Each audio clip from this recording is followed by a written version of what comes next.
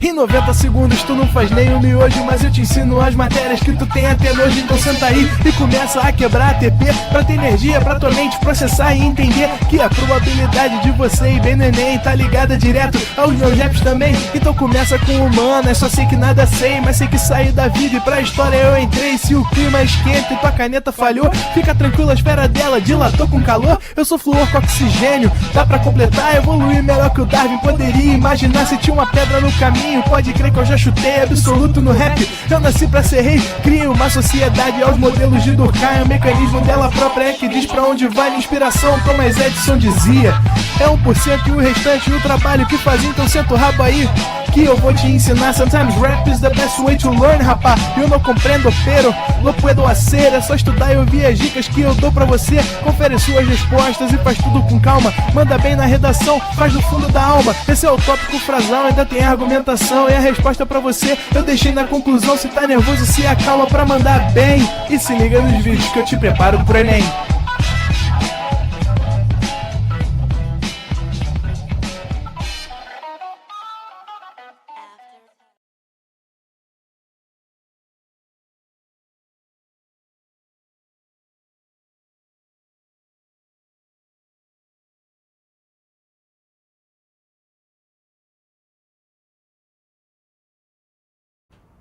Estamos ao vivo, estamos online, Arthur. Fala, galerinha! Estamos de volta a mais uma aulinha de física. Hoje vamos falar um pouquinho sobre colisões, né? Na verdade, um assunto que a gente já comentou nas aulas anteriores. E hoje a gente vai fazer um pouquinho mais de exercícios. Falar um pouco de colisões, um pouquinho de impulso, quantidade de movimento. Então, mais ou menos essa parte da física aí que é a dinâmica impulsiva, né? Então a gente vai falar um pouquinho. Eu tô meio baqueado hoje, tô meio resfriado, diretor. Não sei se tá percebendo, minha voz aí tá meio esquisita, tava com febre agora, mas vai melhorar. Mandar um salve aí pra galera, ó. Ah lá, o Osmar já tá falando que a barreira vai virar baile. É isso aí, Osmar. Sempre vira, né? Lázaro, Luana, tem a Lúcia Helena, tem a Kelly, Maria Eduarda, Ivonete, todo mundo presente aí. Queria mandar também um salve. Um grande beijo aí pra Aninha, nossa ex-aluna, que estudou aqui com a gente. Hoje é uma enfermeira de sucesso aí, por esse Brasilzão de meu Deus. Né? Se formou, já tá trabalhando na área. Vascaína também. Opa. E tá aí assistindo a gente. Então um grande beijo pra você, Aninha. Galerinha, obrigado aí, ó. Pessoal desejando melhoras. Obrigado. É isso. Vaso ruim não quebra, né? Não tem aquele ditado? Vaso ruim não quebra. Então, já vou ficar 100% daqui a pouco. Tomei um remedinho e a física ela vai me curando, né? Vou começar a falar de física aqui, daqui a pouco eu tô zero bala. Não é isso, diretor? É isso. Bora, vamos começar então? Bora. Cara, eu já vou começar colocando a primeira questão então no quadro, pra gente iniciar a revisão fazendo exercício, né? Então vamos embora. Em um autódromo, os carros podem derrapar em uma curva e bater na parede de proteção. Para diminuir o impacto de uma batida, pode-se colocar na parede uma barreira de pneus. Isso faz com que a colisão seja mais demorada e o carro retorne com velocidade reduzida. Outra opção é colocar uma barreira de blocos de um material que se deforma, tornando-a tão demorada quanto a colisão com os pneus, mas que não permite a volta do carro após a colisão. Entendeu? O carro vai bater. Tem duas possibilidades. Ou você coloca pneus e aí o carro vai bater e vai voltar. Ou você coloca esse material aí, né, que se deforma, sei lá, uma espuma aí, uma espuma especial, que o carro vai bater e ele não volta, ele vai bater e fica. Certo? Comparando as duas situações, como ficam a força média exercida sobre o carro e a energia mecânica dissipada. Bom, vamos lá então. Vamos começar com a primeira questão. Ó, lembra, galera, a gente comentou aí sobre energia mecânica. Aqui, né, no estudo das colisões, os conceitos de energia são muito importantes. Então a gente comentou aí em aulas passadas que a energia mecânica, ela vai ser a soma da energia cinética mais a energia potencial, né? As energias potenciais. Que pode ser gravitacional, pode ser elástica, enfim, certo? Bom, vamos lá. O que acontece quando você coloca lá pneu? Ele quer que você analise as duas situações. Então vamos lá. O que acontece quando você coloca o pneu? O carro tinha uma velocidade, então no início do movimento, antes dele bater no pneu, ele tem energia cinética. Ele tem energia cinética. Então ele vai ter uma energia cinética inicial, né? Antes dele bater no pneu. Depois que ele bate no pneu, ele retorna. Ele retorna com uma velocidade menor.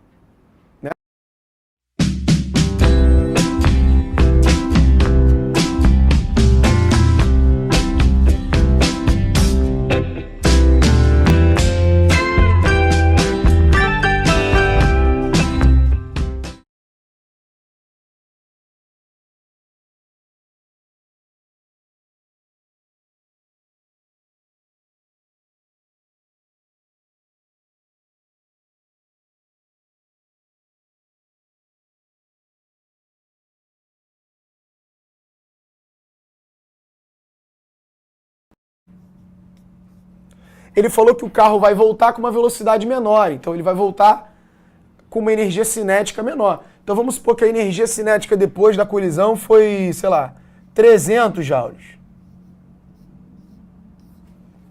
Certo? Então, parte dessa energia cinética se dissipou. Né? Quanto que se dissipou no meu exemplo aqui? 700. Então no meu exemplo, isso aqui é um exemplo, né? A minha energia cinética dissipada seria de 700. Eu estou colocando valores só para a gente enxergar melhor, porque no final das contas tu não tem que calcular nada, ele não dá valores, né? É só para você ver aonde que vai ser maior, onde vai ser menor. Agora vamos pensando no material ali. Vamos fazer essa análise pensando no material, naquele outro material que ele falou, né? Ao invés de botar pneu, você pode botar um material ali esquisito. Tá. Bom, o carro vai bater da mesma forma, então ele vai bater. E aí vamos supor que a energia cinética dele antes também era 1000. São duas situações semelhantes, né? Você só trocou, só mudou o material. Então vamos supor que o carro bateu com uma energia cinética 1000. Só que depois, no caso do material, o carro bate e para. O carro não retorna. Então o carro não volta a ter energia cinética, porque a velocidade dele final é 0. Então depois de colidir, a velocidade final do carro é 0, consequentemente a energia cinética do cara final vai ser 0. Isso o quê? Após a colisão. Concorda comigo? Então, pô, eu tinha 1000 e depois eu vou ter 0. Aqui eu tinha 1000 e depois eu vou ter 300. Perdi 700, dissipou 700 com o pneu. Porque ele vai bater e vai voltar. Depois da colisão ele vai continuar tendo velocidade um pouquinho. Então ele vai continuar tendo um pouquinho de energia cinética. Agora aqui não, pô. Aqui eu tinha 1000, ele bateu e parou. Então a energia cinética dele é 0 depois. Ou seja, quanto vai ser a energia cinética dissipada? Tudo, 1000. Concorda? Entende que se você bater no pneu, após a colisão você continua com um pouquinho de energia, porque o carro vai retornar, vai ter velocidade. E no outro não, pô. No outro, se você para, a tua energia é 0. Estou falando de energia cinética por quê? Porque ignora a energia potencial, ele está no solo, né? Então estou pensando no momento antes de bater e depois. Então antes de bater ele só tem velocidade. E depois que bateu, ele também lá só tem velocidade e aqui não. Aqui não tem nada. Certo? Então eu posso dizer que toda a energia mecânica foi dissipada aqui e lá não. Ou seja, no material a dissipação de energia é maior. Então aqui ganhou, né? A dissipação de energia aqui, ó, do material é maior do que a energia dissipada no pneu. Beleza? Agora ele quer falar da força média. Bom, vamos pensar na força. Olha aqui. Lembra que a gente falou numa aula anterior aí que impulso é igual a variação da quantidade de movimento. Tá? E o que é o impulso? O impulso é a força que você aplica multiplicado pelo intervalo de tempo que você está aplicando essa força. Né? Você fez uma força durante um tempo, isso é o impulso. E aí quando você impulsiona um corpo, você altera a quantidade de movimento dele. Né? O que é a quantidade de movimento? É massa vezes velocidade. Ó. Então acontece isso daqui. Ó. Variação da quantidade de movimento é quantidade de movimento final menos inicial. Então, se você fizer uma força durante um tempo, você altera a quantidade de movimento. Né? Se você fizer uma força a favor, a velocidade do cara aumenta. Se você fizer uma força contrária, a velocidade do cara diminui. Perfeito? Bom, qual é a força que o pneu vai fazer no carro? Pensa comigo. O carro tem que vir. Quando o carro bater no pneu, o pneu vai frear o carro e vai jogar o carro de volta. Então o pneu vai ter que fazer uma força no carro para isso. Ele vai ter que frear o carro que estava vindo nessa direção e jogar de volta. No caso do material, o carro está vindo com a mesma velocidade, o material só vai ter que frear o carro. Ele falou que o intervalo de tempo é o mesmo. Né? O intervalo de tempo é o mesmo. Esse cara aqui é igual.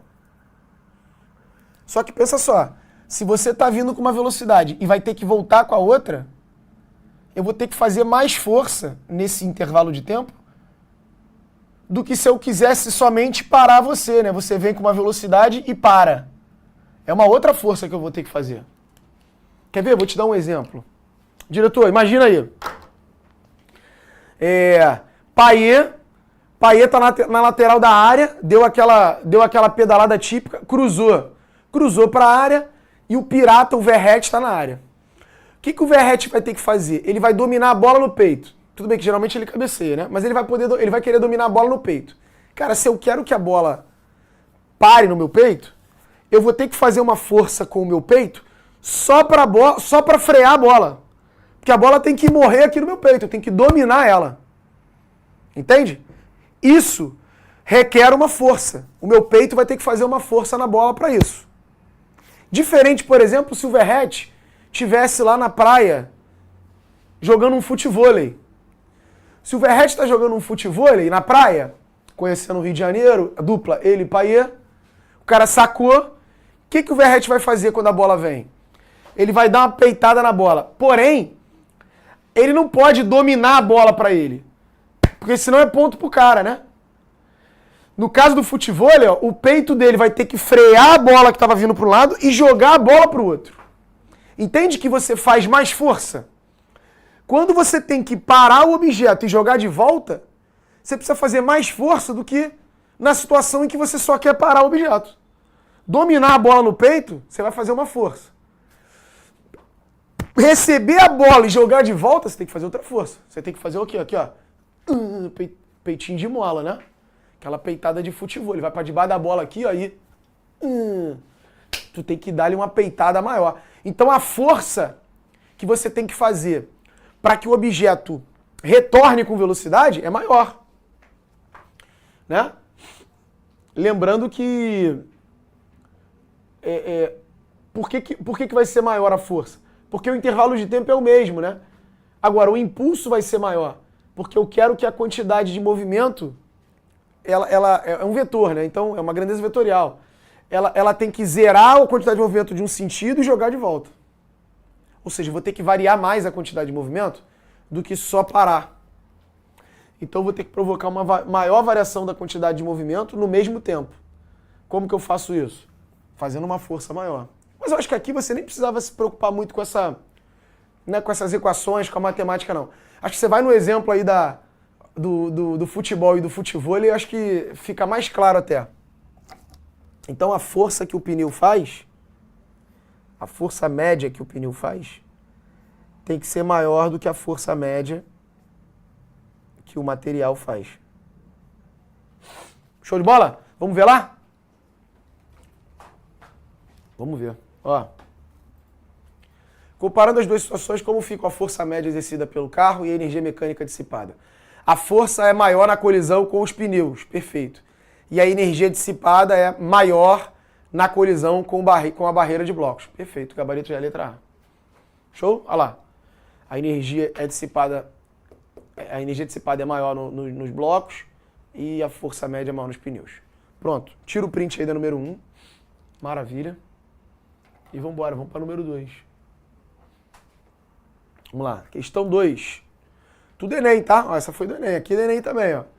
Esteiras e escadas rolantes são dispositivos que deslocam a velocidade constante os objetos neles colocados por meio de sistemas de controle com sensores. Quando a massa total do dispositivo varia, seja pelo acréscimo ou retirada de objetos, a ação de forças impulsivas mantém a velocidade constante.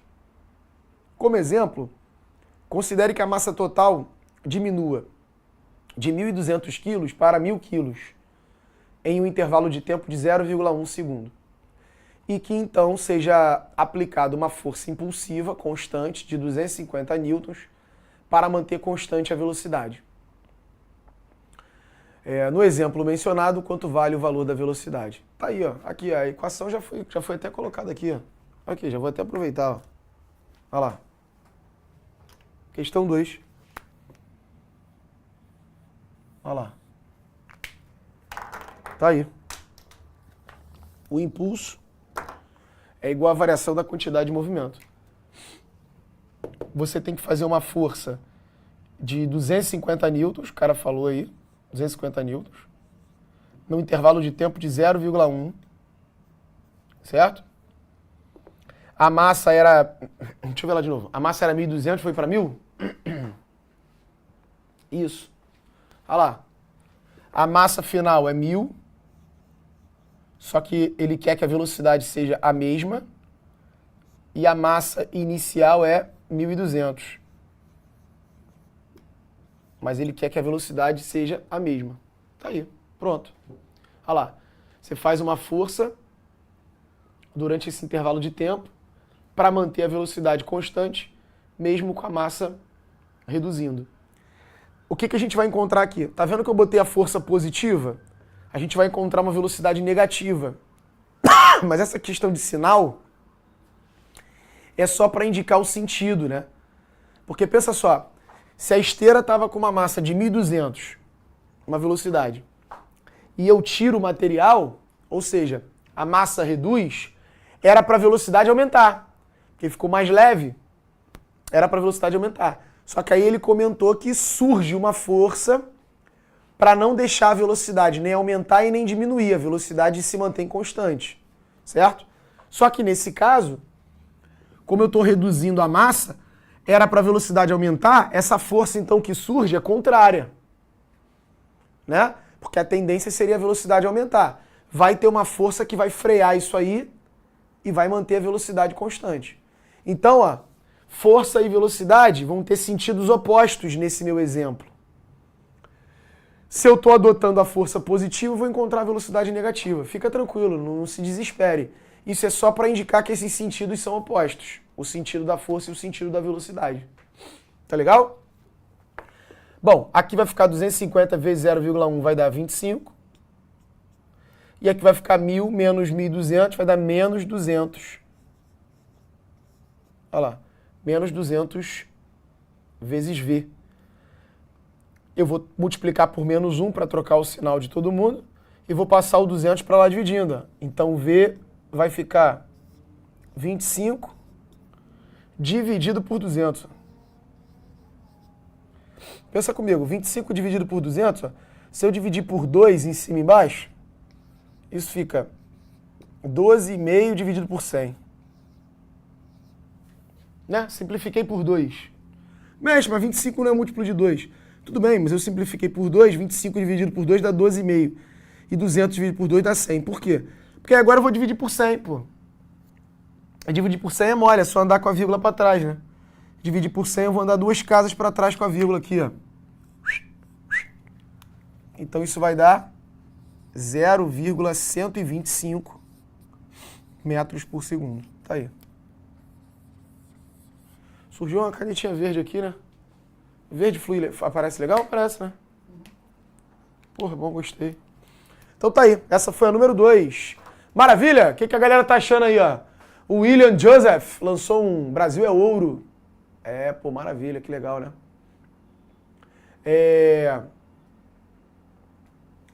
A Jordana perguntou assim, boa noite, professor Arthur. Com que frequência esse conteúdo costuma cair no Enem? Então, Jordana, costuma cair, né? Não é dos assuntos mais cobrados, não. Não tá no top 5, não, tá? Mas é um assunto que eventualmente cai. Certo? Tá vendo? A gente acabou de fazer aí duas, tem mais algumas aí do Enem nesse material. Então é um assunto que eventualmente cai. Que é aquilo, né? É bacana a gente falar sobre isso. Que a galera costuma me mandar mensagem, aí pergunta assim, professor, quais são assuntos que caem no Enem? Cara, assuntos que caem no Enem é tudo. É o programa todo. Se a gente está aqui falando, né? Se a gente está dando a matéria é porque cai, né? Ah, não, beleza, mas qual que mais cai? Aí, bom, aí vamos lá, beleza. O que mais cai, você tem lá um top 5 lá, né? Que é eletrodinâmica, cinemática, calorimetria, ondulatória, uma questãozinha de introdução à ótica. É o top 5 ali do Enem, né? O que costuma mais cair. Beleza. Mas vamos lá, tá? Só pra gente raciocinar. Física tem cerca de 15 questões no Enem, tá? Vamos supor que nesse ano cairão todas as questões ali, né? Vão cair todos esses assuntos que mais caem. O top 5 vai aparecer na prova. Cara, não vai ser a prova inteira só desses 5 assuntos. Entendeu? Geralmente vai cair um de cada. De repente até 2 de um deles, ou 2 do outro, né? Vamos supor aí que desses top 5 caiam 7 questões. Dos 5 assuntos que mais caiam 7 questões. Vamos supor. Pô, maravilha. Mas e as outras 8 questões? As outras 8 questões são de assuntos que não caem todo ano. Que em um ano vai cair magnetismo, num ano vai cair colisões, num ano vai cair gases, num ano vai cair, sei lá, refração. Entendeu? Por isso que a gente precisa estudar todo o conteúdo, né? Porque tu não vai estudar só as que mais caem. Porque se tu der muita sorte e caírem elas, tu vai acertar 5, 6. Se tu acertar, ainda tem isso, né? Porque essa questão pode cair, e apesar de você saber o assunto, pode ser uma questão difícil. E às vezes uma outra questão de um assunto mais simples, que você não viu o assunto, você negligenciou, você erra. Entendeu? Então, cara, tem que estudar tudo.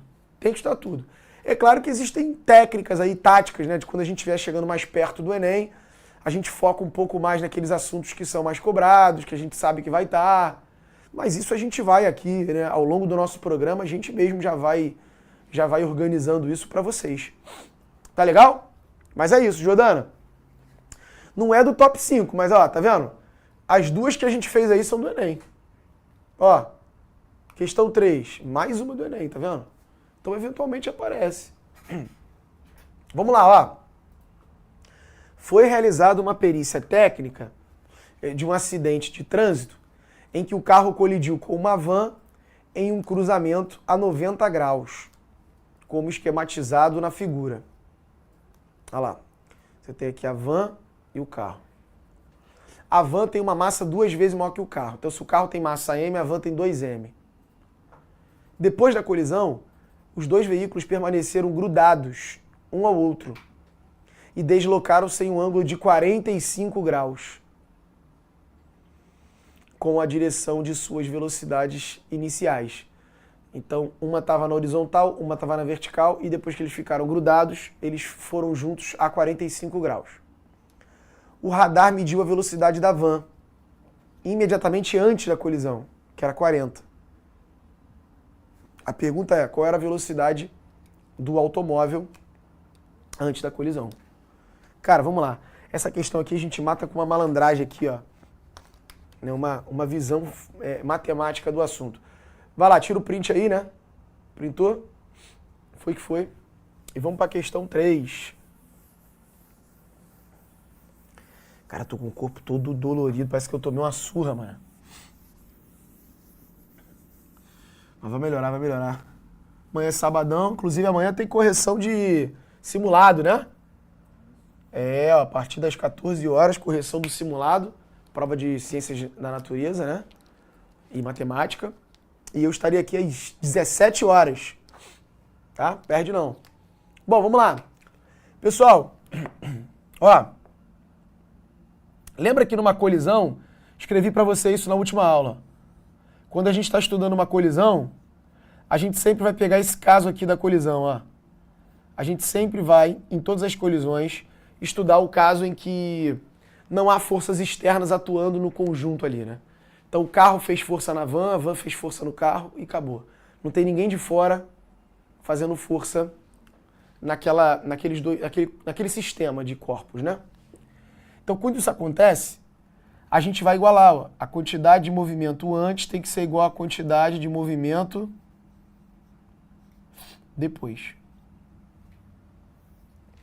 Tá certo? A quantidade de movimento antes tem que ser igual à quantidade de movimento depois. Beleza ou não? Tá. Aí vamos lá. Qual é a quantidade de movimento antes? Antes eu tenho... E quantidade de movimento é uma grandeza vetorial, né? Então antes eu tenho o carro que tem uma velocidade para cá, então a quantidade de movimento dele, ó, do carro, é para cá. Né? A quantidade de movimento é um vetor que aponta na direção da velocidade. E a van, ela tem uma massa que é o dobro da massa do carro e uma quantidade de movimento na vertical. Ó. Certo? Como é que eu acho a quantidade de movimento antes? Eu somo a quantidade de movimento do carro com a quantidade de movimento da van. Eu vou ter que somar esses dois vetores. E a soma desses dois vetores tem que dar a quantidade de movimento depois. Qual é a quantidade de movimento depois? É uma quantidade de movimento assim, ó, inclinada, de 45 graus. Quantidade de movimento do carro e van. Certo? Onde aqui, ó, você tem 45 graus. Perfeito?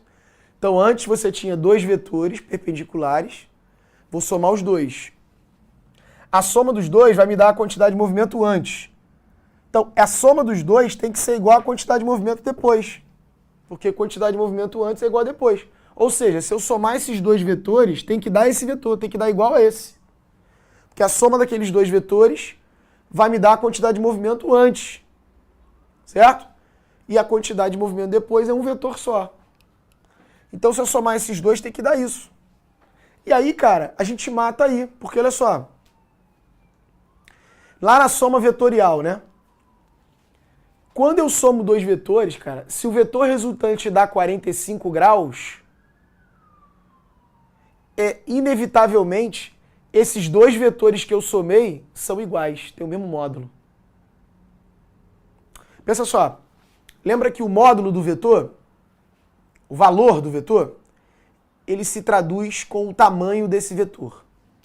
Então pensa só, se você soma um vetor com outro vetor menor, lembra como é que eu somo vetores, né?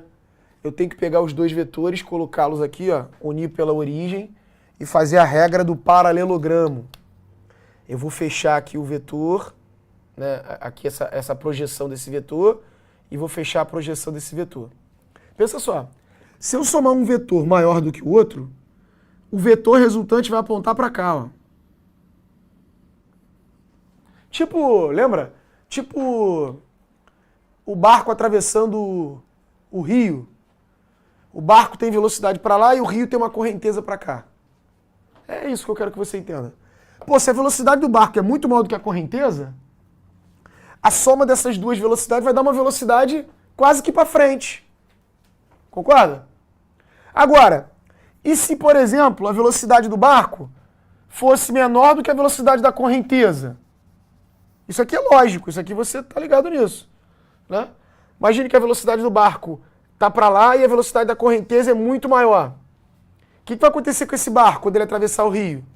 Ele vai andar para frente, mas a correnteza vai levar ele muito para o lado. Então a velocidade dele, ó, ficaria assim, ó, né? Muito deitada. Agora, o que aconteceria se você atravessa um rio e a velocidade do barco é exatamente igual à velocidade da correnteza? Se a velocidade que te leva para frente é igual à velocidade que te leva para o lado, por exemplo, a tua velocidade final vai ser o quê? No meio certinho, vai ser 45 graus. Né? Você vai na diagonal certinho. Porque a mesma velocidade que te leva para frente te leva para o lado. Entende isso? Então, assim, isso é um conceito que você tem lá da soma de vetores, mas é um conceito bastante lógico, né? Você consegue imaginar isso. Se você, por exemplo, fizer esse exemplo aí, imaginar o barquinho atravessando o rio. Então é basicamente isso, olha aqui. Se a quantidade de movimento da van fosse muito maior que a do carro, era para a van bater no carro e a van arrastar o carro. Se a quantidade de movimento do carro fosse muito maior do que da van, era para o carro bater na van e levar a van. E veja bem, não é a velocidade só não, é a quantidade de movimento. Né? Ou seja, depende da massa e depende da velocidade. A van tem mais massa, mas em compensação, se ela for mais devagar, um carro que tem menos massa, mas bate na van, pode carregar a van, porque ele estava muito rápido. Entende? Então o que você vai ter que comparar é a quantidade de movimento. Se o carro tem mais quantidade de movimento que a van, ele ia bater e arrastar a van. Agora, se os dois bateram e foram certinho na diagonal, é porque os dois tinham a mesma quantidade de movimento. Para isso aqui dar 45 graus, ó, ou seja, para no final da colisão isso aqui ficar no meio certinho, é porque a quantidade de movimento do carro tem que ser igual à quantidade de movimento da van. Os dois têm a mesma quantidade de movimento, bateu, ficou no meio certinho. Perfeito ou não? E quem é a quantidade de movimento do carro? Massa dele vezes a velocidade do carro. Quem é a quantidade de movimento da van? Massa dela vezes a velocidade da van. Ele falou que é 40 e que a van tem 2m. Pronto. Se tu pegar esse m e passar para lá dividindo, você vai ver que a velocidade do carro, para ele ter a mesma quantidade de movimento da van, já que ele tem metade da massa, ele tem que ter o dobro da velocidade. Se ele tem menos massa, mas tem mais velocidade, se igualam, né? Compensa. E aí na hora que bater, os dois estão batendo com a mesma quantidade de movimento. Então, o conjunto vai a 45 graus, vai no meio certinho. Olha lá, o M passa para lá dividindo. Quando tu passar o M para lá dividindo, vai cortar M com M. Ó. Porque a van tem uma massa 2 vezes M e esse cara tem uma massa M. M dividido por M dá 1. Então 2 vezes 40, 80. Tá aí. Essa é a velocidade do carro. Show de bola? Entende que você consegue resolver no feeling, né? No talento. Se você se ligar nisso, caramba, é mesmo. Quando os vetores são iguais, pô, a soma dos vetores vai ficar 45. Se um vetor sobressai do outro, ele que ganha, ele que arrasta. Mas se os dois forem no meio certinho, pô, é porque os dois têm a mesma quantidade de movimento. Entende a lógica? Certo? O João Felipe falou, essa daí é pro cabo relaxar. Pô, maravilha, então o João Felipe achou tranquilo. Tailane falou, interessante. Ah lá, o Adolfo falou, intuitivo. Perfeito, é isso. É exatamente, Adolfo. Essa era a palavra que eu estava buscando.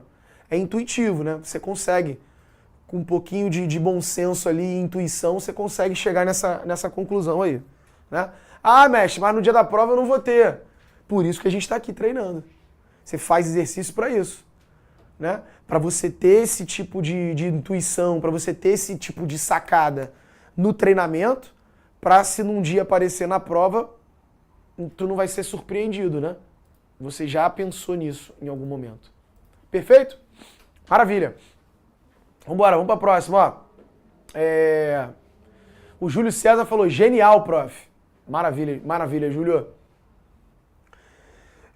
O trilho de ar é um dispositivo utilizado em laboratórios de física para analisar movimentos em que corpos de prova podem se mover com um atrito desprezível.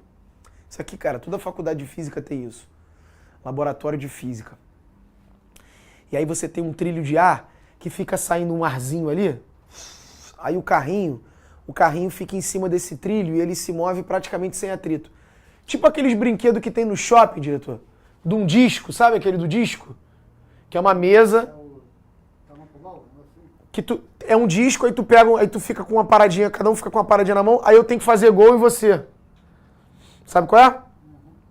E aí na mesa sai um ventinho, né? Tem uns furinhos ali que sai o arzinho, e aí aquele disco fica ali sem atrito. Quando tu passa ali, acaba o teu tempo, para de sair ar, não consegue jogar, né? O disco prende. Mas quando sai o ar, sim, porque diminui o atrito. É isso.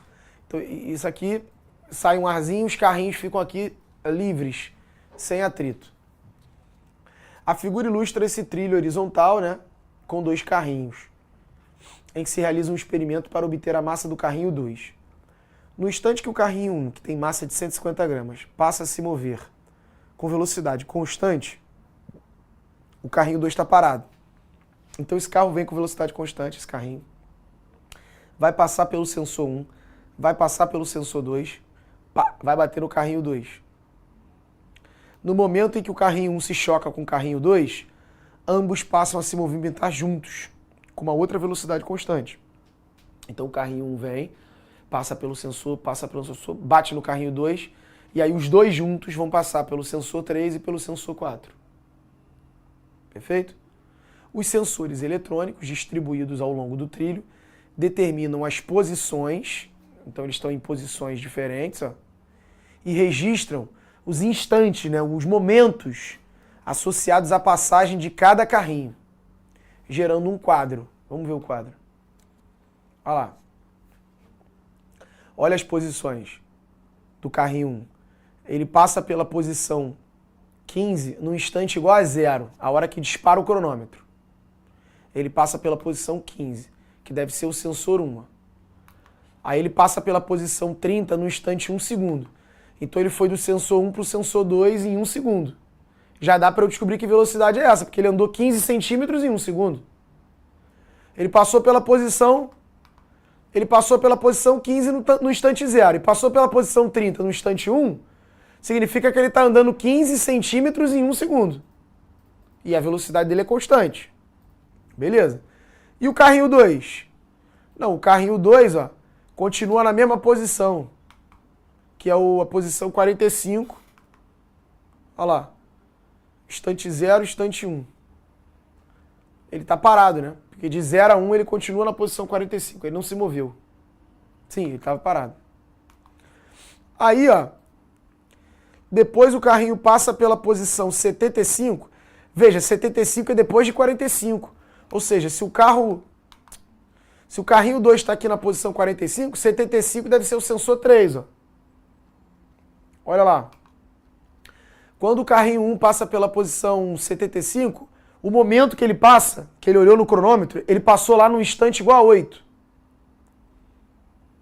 Depois ele passou pela posição 90 no instante igual a 11.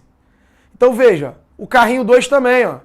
O carrinho 2 passou pela posição 75 no instante igual a 8 e depois passou pela posição 90 no instante igual a 11. Ou seja, os dois se moveram iguais, ó.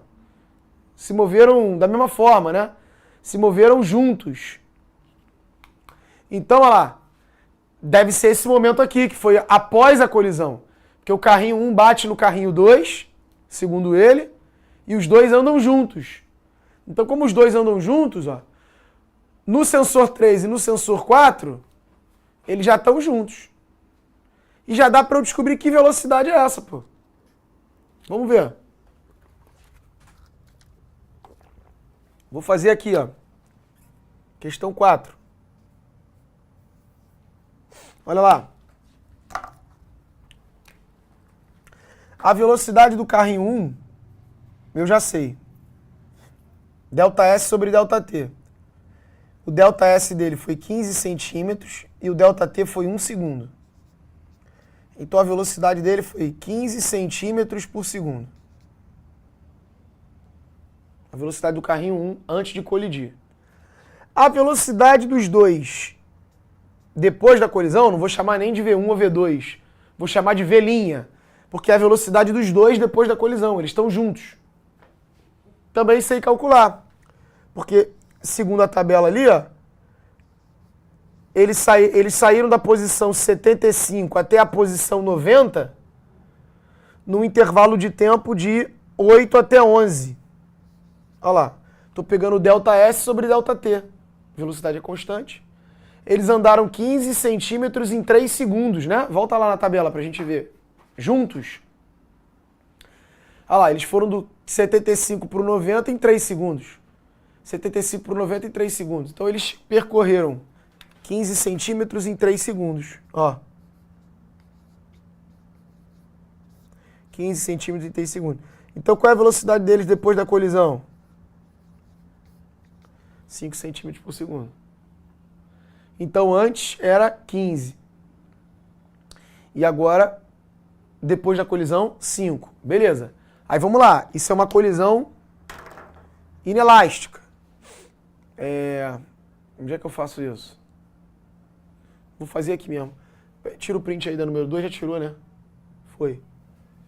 Ó. Eu comecei fazendo aqui embaixo e, enfim, me enrolei no espaço. Vou botar o 4 lá em cima. Questão 4. Pronto. Tá? Então aqui é o cálculo da velocidade. Aqui eu calculei a velocidade deles, ó. Velocidade. Agora eu vou fazer o cálculo da colisão. Colisão. Vamos lá, ó. Como é que é a colisão? Quantidade de movimento antes igual a quantidade de movimento depois, ó. Qual é a quantidade de movimento antes? Bom, tinha o carrinho 1 que tinha uma massa 1, uma velocidade 1, mais o carrinho 2, que estava parado. A velocidade do carrinho 2 antes de colidir era 0. Então isso aqui vai dar 0. 0 vezes massa dá 0. Isso antes. E depois? Cara, depois eles vão andar juntos. Então eu posso escrever assim, ó, como se fosse uma massa só. Olha lá. O carrinho 1 e o carrinho 2 vão ficar juntos com a mesma massa, como se fosse um corpo só, né? Com a massa dos dois, a massa total. Essa massa total, que são os dois juntos, vão estar se movendo aí com uma velocidade. Pronto. Ele quer saber quanto vale a massa do carrinho 2. Bom, isso aqui dá 0. O carrinho 1 ele deu, deixa eu ver lá qual é a massa do carrinho 1. Deixa eu voltar aqui. O carrinho 1 tem massa 150. Olha lá. 150 gramas. Então volta, vamos lá. O carrinho 1 tem massa de 150 gramas. Qual é a velocidade do carrinho 1 antes de colidir? 15. E o carrinho 2 está parado. 0. Depois de colidir, bom, você tem o carrinho 1 que tem massa de 150, mais o carrinho 2, que é o que você quer descobrir a massa dele, e a velocidade deles depois de colidir, ó, depois que eles andaram juntos, a velocidade caiu para 5. Certo? A massa aumentou, né? Vou pegar esse 5 então agora, vou passar para lá dividindo. Ó. Quando eu passar esse 5 para lá dividindo, vê se você concorda. Vai ficar 150 vezes 15 sobre 5. Então vai cortar esse 15 com esse 5, aqui vai dar 3, ó. Então vai ficar 150 vezes 3 em cima, que vai dar 450, igual a 150 mais M2. Então quem é a massa do carrinho 2? Pega o 150, passa para lá, negativo. Se a massa total é 450 e a massa do carrinho 1 é 150, a massa do carrinho 2 vai ser 450 menos 150. 450 menos 150. Então a massa do carrinho 2 é 300 gramas. 300, tá? 300 gramas, por favor. Não é 300 gramas, não. Igual tu pede mortandela na padaria, né? Tudo bem, a galera vai entender, mas já que tu sabe, né? 300 gramas. Fala certinho. Beleza? Maravilha? Essa foi a questão 4. Vamos ver o gabarito? Vamos ver o gabarito. Tá lá, ó. Gabarito letra C, 300 gramas. Então é isso. Fiquei por aqui mesmo na aula de Física 1. Daqui a pouco tem aula de Física 2. Lembra que eu prometi na aula passada que eu ia trazer uns negocinhos de magnetismo, diretor? Eu trouxe, tá? Tá aí então. Então fica aí pra gente poder falar um pouquinho sobre magnetismo daqui a pouquinho, tá? 15 minutinhos só beber uma água. Valeu. Assista nossas aulas a hora que você quiser. Vem com o Pro, o cursinho online que mais aprova no Enem.